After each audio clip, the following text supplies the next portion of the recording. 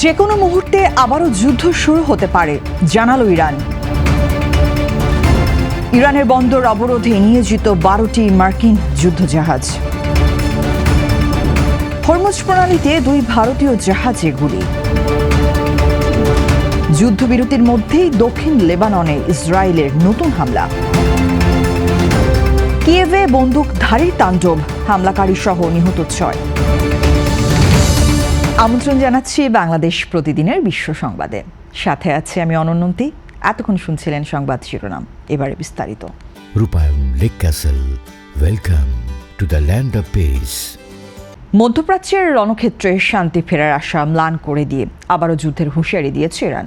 দেশটির পার্লামেন্টের speaker Mohammad বাঘের গালিফাব জানিয়েছেন, ওয়াশিংটনকে তারা মোটেও বিশ্বাস করেন না এবং যে কোনো মুহূর্তে পুরো দমে লড়াই শুরু হতে পারে।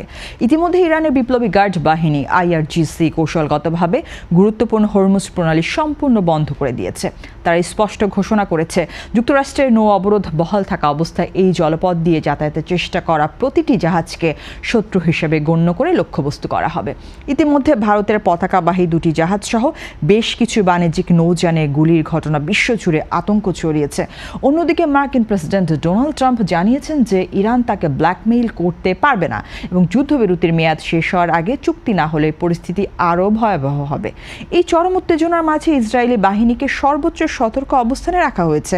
পাকিস্তান মধ্যস্থতার চেষ্টা চালিয়ে গেলেও তেহরান সাফ জানিয়ে দিয়েছে, আগে আলোচনা সুনির্দিষ্ট রূপরেখা বা ফ্রেমওয়ার্ক চূড়ান্ত করতে হবে। মূলত বুধবারের ডেডলাইনকে কেন্দ্র করে এখন পরমাণু শক্তিধর এই 2 দেশ এবং বিশ্ব অর্থনীতির ভাগ্য ঝুলে আছে এক অনিশ্চিত সুতোয়। এর ফলে তেলের বাজারে বড় ধরনের ধস ও বৈশ্বিক পরিবহন সংকটের আশঙ্কা দেখা দিয়েছে। বিশ্বের নজর এখন তেহরান ও ওয়াশিংটনের পরবর্তী পদক্ষেপের দিকে। ইরানের বন্দরগুলোতে কঠোর নৌ অবরোধ কার্যকর করতে মার্কিন সেন্ট্রাল কমান্ডো এক বিশাল সামরিক বহর মোতায়েন করেছে।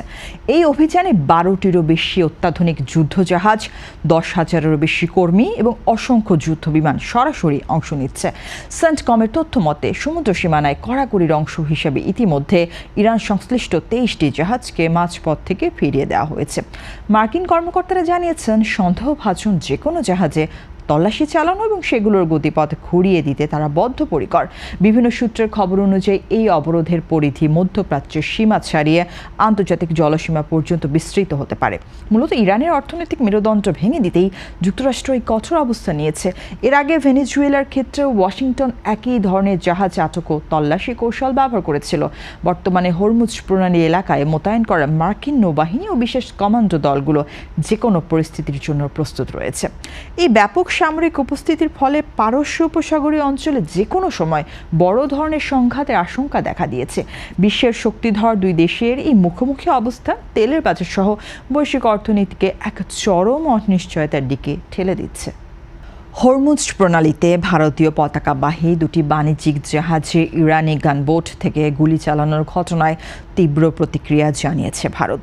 এই নজিরবিহীন হামলার পর দিল্লিতে নিযুক্ত ইরানের রাষ্ট্রদূতকে তলব করে ভারত সরকার তাদের গভীর উদ্বেগ ও ক্ষোভ প্রকাশ করেছে।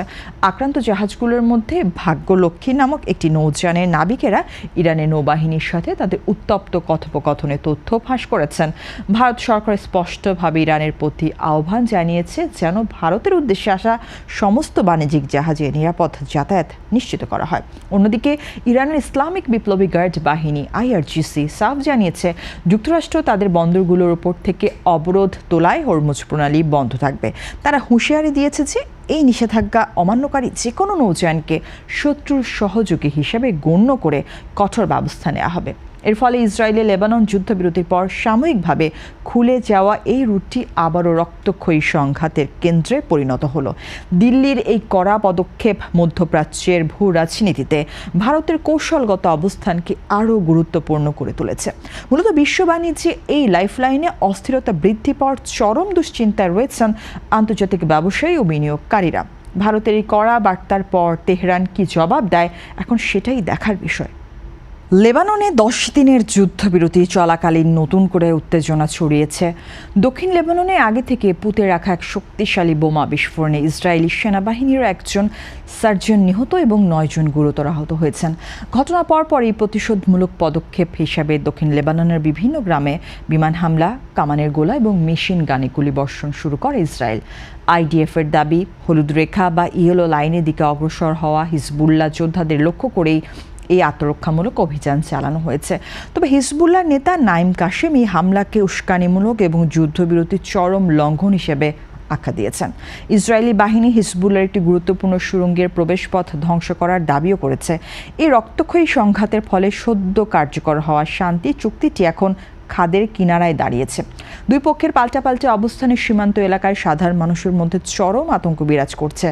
আন্তর্জাতিক বিশ্লেষকরা আশঙ্কা করছেন এই ঘটনা মধ্যপ্রাচ্যের ভঙ্গুর স্থিতিশীলতাকে আবারও বড় যুদ্ধের দিকে ঠেলে দিতে পারে। বর্তমানে ওই অঞ্চলে হিজবুল্লাহ ও ইসরায়েলি বাহিনী উভয়ই সর্বোচ্চ যুদ্ধের প্রস্তুতি নিয়ে অবস্থান করছে। ইউক্রেনের রাজধানী কিয়েভের হোলোসিভস্কি জেলায় এক বন্দুকধারীর অতর্কিত হামলায় 5 জন পথচারী নিহত এবং অন্তত 14 জন আহত হয়েছেন। শনিবার 18 এপ্রিল 2026-এ ঘটে যাওয়া এই ঘটনায় হামলাকারী ব্যক্তি প্রথমে রাস্তায় সাধারণ মানুষের উপর এলোপাতাড়ি গুলি চালায় এবং পরে একটি সুপার মার্কেটে ঢুকে বেশ কয়েকজনকে জিম্মি করে। পুলিশ দীর্ঘ 40 মিনিট আলোচনার চেষ্টা করে ব্যর্থ হওয়ার পর স্টোরটিতে কমান্ডো অভিযান চালায় এবং সন্দেহভাজনকে গুলি করে হত্যা করে। প্রসিকিউটর জেনারেলের তথ্য মতে নিহতদের মধ্যে একজন 12 বছরের কিশোরের বাবা মাও রয়েছেন। হামলাকারী ব্যক্তি মস্কোতে জন্মগ্রহণকারী এবং অতীতে পূর্ব ইউক্রেনের দোনেৎস্ক অঞ্চলে বসবাস করতেন। প্রেসিডেন্ট ভলোদিমির জেলেনস্কি জানিয়েছেন ওই ব্যক্তির পূর্বের অপরাধমূলক রেকর্ড ছিল এবং হামলার আগে সে নিজের অ্যাপার্টমেন্টে আগুন ধরিয়ে দিয়েছিল। ইউক্রেনের নিরাপত্তা সংস্থা এই ঘটনাকে সন্ত্রাসবাদী কাজ হিসেবে তদন্ত করছে। যদিও হামলার সঠিক কারণ এখনও স্পষ্ট। কিয়েভের মতো শহর যেখানে নিয়মিত রুশ বিমান হামলার আতঙ্ক থাকে, সেখানে এমন বন্দুক হামলার ঘটনা সাধারণ মানুষের মধ্যে চরম ভীতি সৃষ্টি করেছে। বর্তমানে তদন্তকারীরা হামলাকারীর ইলেকট্রনিক ডিভাইস ও যোগাযোগ মাধ্যমগুলো পরীক্ষা করে দেখছেন। মধ্যপ্রাচ্যের উত্তেজনার মধ্যেই ইউরোপের এই রক্তক্ষয়ী ঘটনা আন্তর্জাতিক অঙ্গনে নতুন উদ্বেগের জন্ম দিয়েছে। এই ছিল আজকের বাংলাদেশ প্রতিদিনের বিশ্ব সংবাদ। সবশেষ খবর জানতে চোখ রাখুন বাংলাদেশ প্রতিদিনের ফেসবুক পেজ ও ইউটিউব চ্যানেলে। এতক্ষণ সঙ্গে থাকার জন্য সবাইকে ধন্যবাদ।